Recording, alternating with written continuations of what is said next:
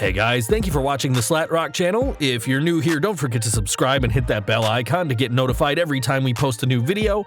And if you've already done so, just make sure that it's still active.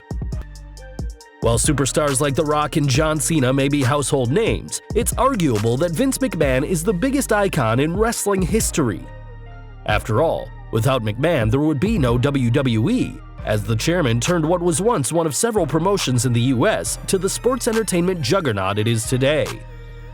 Known for his ruthless business tactics, Vince has also been one of wrestling's greatest heels, though the patriarch of the McMahon family isn't all bad. Here are 15 instances in WWE that prove that even Vince McMahon has heart. Sable, you may sue me, but I still love you. So popular that she inadvertently destroyed her then-husband Mark Merrow's career, Sable was without question the biggest female wrestler of the Attitude Era. Before you argue China, keep in mind she mostly wrestled men, and we're talking about the women's division. Not initially hired to be a wrestler, Sable became increasingly more famous and transitioned to an in-ring role. Vince and his writers also wanted to put her in exponentially sexual situations, causing her to walk out of the company and sue for sexual harassment. Sable and WWE settled out of court in a matter of months, presumably for considerably less than the $110 million she was seeking. The details on that settlement might be unclear, but what we know for sure is that Sable returned to the company barely over 4 years later, engaging in what were arguably far more sexual storylines than she had ever participated in before. Though she didn't stay with the company long, we can assume the relationship remains strong, considering her new husband, Brock Lesnar, remains employed to this day. Hey Billy, I still love you. In the late 1970s, the bombastic claims of superstar Billy Graham made him one of the first cool bad guys in wrestling, predicting a trend that would gradually take over the industry and play a huge role in the development of sports entertainment. WWE goes back and forth on giving him credit for doing this, largely because Graham has repaid the favor by attempting to blackmail the McMahon family on more than one occasion. The first publicized attempt came during a 1992 sex scandal, when Graham boldly lied about witnessing WWE officials abusing children on Donahue. He later admitted to making it up, but that didn't stop him from telling more lies some 2 years later, when he claimed those same fictional WWE officials forced him to take steroids during his time with the company. Regardless of all the hostility, WWE had apparently forgiven Graham in 2004 when he was inducted into the WWE Hall of Fame. Hey Bruno, let's pump up, pal! Reigning as WWE champion for almost twice as long as his closest competition, Bruno Sammartino was the top star in the McMahon family business for longer than any other individual. Granted, this time of success came when Vince McMahon Sr. was in charge of what was then called the Worldwide Wrestling Federation, and if you were to ask Bruno, the elder McMahon could at times be just as controversial as his more famous son. Bruno would first come public about his problems with the McMahons in the early 1980s, when he sued Vince Sr. over unpaid wages, earning a job as a commentator through part of the settlement. He left the company in 1988 and spent the early 90s appearing on whatever talk show that would have him to discuss whatever anti-Vince McMahon subject they felt fit to air. Sammartino spoke out against WWE during both the steroid and sex scandals, getting especially heated during discussions about steroids and claiming the company forced his son to use the drug. For decades, it seemed like Bruno and WWE would never reconcile until he was inducted into the WWE Hall of Fame in 2013. Bruno has since made a handful more appearances with the company, including accepting a statue in his image the next year. The Ultimate Warrior Tribute Show. We all know to never say never in WWE, but for years fans believed the Ultimate Warrior would never return to the company that he had left in 1996, especially after their DVD, The Self-Destruction of the Ultimate Warrior. In 2014, though, Warrior did return, taking his rightful spot in the Hall of Fame and appearing at both WrestleMania 30 and Monday Night Raw. Giving an emotional speech, it seemed Warrior and WWE had found peace, which made it all the more tragic as the former world champion died just hours after the show. Paying tribute to the legacy superstar, McMahon couldn't fight back the tears as he quoted Warrior's own words from his final message to the WWE Universe. In the years since, the company have revealed their new Warrior Award, celebrating incredible people during their annual Hall of Fame ceremony, showing just how important the face-painted superstar really was. After Shane McMahon's WrestleMania performance. As the WWE approached WrestleMania 32 in 2016, things were looking dire. A couple of injuries had left the roster worn down, with top stars like Seth Rollins, Sting, and Randy Orton unable to compete. Fortunately, a saving grace came in the form of Shane McMahon, Vince's son, who had returned to the company after a 7-year absence. On screen, the father and son were enemies, with Vince only agreeing to Shane's request to run Raw if he defeated The Undertaker inside Hell in a Cell. In a 30-minute bout, Shane gave his all, including diving off the top of the satanic structure, but was unable to claim a victory over the dead man. Backstage, Vince greeted his son, and cameras caught McMahon openly weeping with pride over his son's performance and thankful for his return after so many years away from the business. The Rock's birthday. As a leading man in Hollywood, Dwayne "The Rock" Johnson has become one of wrestling's most iconic stars in the mainstream media. Returning after a 7-year absence in 2011, the Brahma Bull was a welcome return, and on May 2nd celebrated his birthday live on Raw. There was no shortage of well-wishers for the birthday boy, as everyone wanted to make their feelings clear, even McMahon. Gushing the Great One with praise and thanking him for his tenure with the company, Vince couldn't help but be swept up with emotions after speaking about one of his most successful employees and good friends. Though McMahon wasn't exactly crying at the end of the night, it was clear that the moment had moved him, as eagle-eyed fans could see the usually evil boss getting misty-eyed.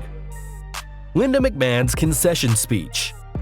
The McMahons may be best known for the wrestling empire, but in 2010 and 2012, Linda McMahon tried to enter the political game. Coming up short in a race for the U.S. Senate the first time, Linda would try again 2 years later, losing to Democratic Representative Chris Murphy. In her concession speech, Linda thanked her husband who had supported her all the way, as Vince was clearly distraught with his wife's defeat. Telling the audience that Vince was actually a very shy person, fans can't help but wonder what the chairman of the board was thinking as he saw Linda throw in the towel.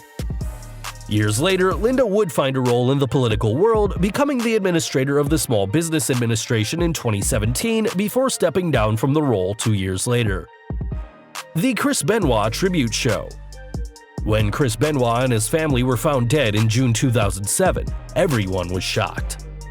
Touted as one of the most professional men in the industry, Benoit's death instantly ended McMahon's scripted demise, as a teary-eyed Vince appeared in an empty Raw arena and spoke candidly on the Canadian's incredible career. Showing some of Benoit's greatest matches and tributes from his fellow superstars, the show is forever tainted by what came to light mere hours later. After it was revealed that Benoit had killed his wife and son before taking his own life, McMahon didn't mince his words, appearing the next night on ECW saying, "The facts of this horrific tragedy are now apparent. Therefore, other than my comments, there will be no mention of Mr. Benoit's name tonight." A black mark on wrestling history, fans can hardly blame Vince for being a whirlwind of emotion during those few days. Eddie Guerrero's WWE title win. Eddie Guerrero's victory over Brock Lesnar for the WWE Championship at No Way Out 2004 was the end of a long, winding journey. A few years earlier, Guerrero had been released by WWE due to his personal demons, and his win over the Beast showed just how far he had come. Completely sober, his WWE title win meant everything for him, and meant a lot to Vince as well, who had put so much trust in Latino heat despite his past. Bruce Pritchard, a longtime right-hand man of McMahon, recalled Eddie getting a standing ovation, saying, "Vince was crying. He was very emotional because it was magical. Everyone believed that there was a happy ending." A truly historic night for both Eddie and his employer, Latino Heat would be an incredible champion, defending his title at WrestleMania before losing it to JBL at 2004's Great American Bash. Jerry Lawler's special gift. Today, fans will know Jerry the King Lawler as a commentator, and some older fans may know his wrestling career, but only the most devout fans will know that the King is an incredible artist. Getting his big break in wrestling by drawing wrestlers in Memphis, Lawler has always had an artistic streak, and in 2018, recalled giving a special gift to Vince McMahon. After working on a portrait of Vince, his son Shane, and his father Vince Sr., Lawler spoke about the chairman's reaction in an episode of his podcast. He turned away and walked over to a corner, and he just stood there for maybe a couple of minutes, and then he slowly came back and looked at the picture again. I think it brought tears to his eyes. Then he hugged me and said how much it meant to him. A touching moment, this gift really shows the bond between McMahon and the King. During the Andre the Giant documentary. In the late 80s and early 90s, there was no superstar literally bigger than Andre the Giant.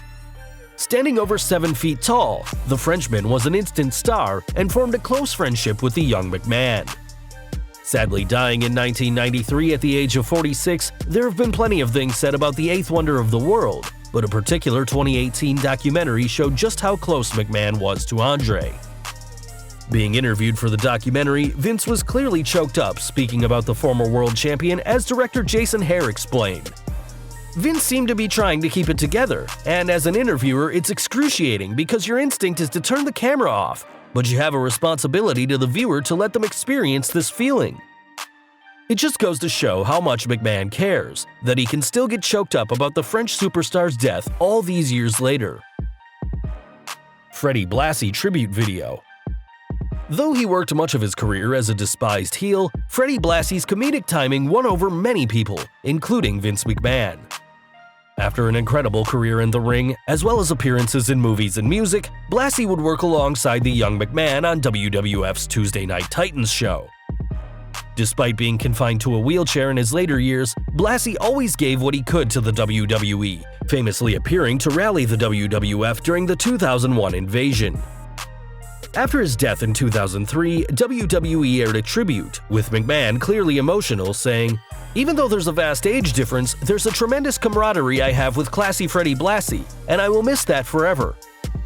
This was a huge sign of respect by McMahon, who at the time was raising hell on SmackDown, but found it necessary to break character to pay tribute to his old friend. Shawn Michaels entering the WWE Hall of Fame. When Shawn Michaels was forced to retire in 2010, fans knew it was only a matter of time before the showstopper was a Hall of Famer.